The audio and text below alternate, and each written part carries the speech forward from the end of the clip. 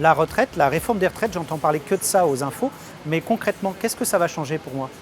Alors pour comprendre ce qui va changer pour vous demain, il faut déjà comprendre comment ça fonctionne aujourd'hui. Donc pour faire simple, il y a deux types de retraite. Il y a la retraite par répartition et la retraite par capitalisation.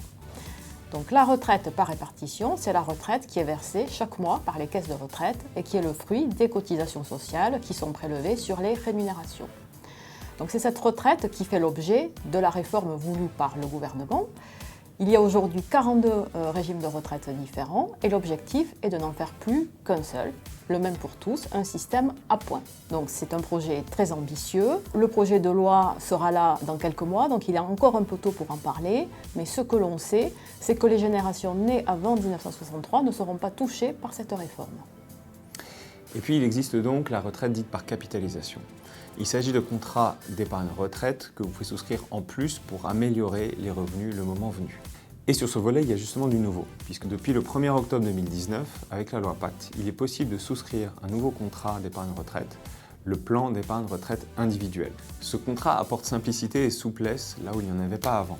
En effet, vous pourrez regrouper toute votre épargne retraite au sein du même contrat, peu importe le parcours professionnel que vous aurez mené.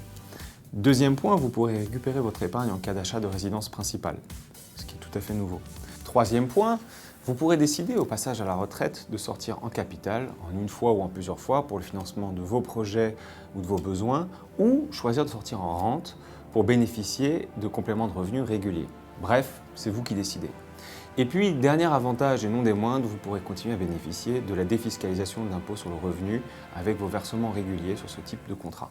Pour résumer, compte tenu de tout ce qu'on vient de se dire, je ne peux que vous recommander d'être acteur de votre retraite, de prendre les mesures complémentaires pour vous donner les moyens de vivre la retraite dont vous avez toujours rêvé.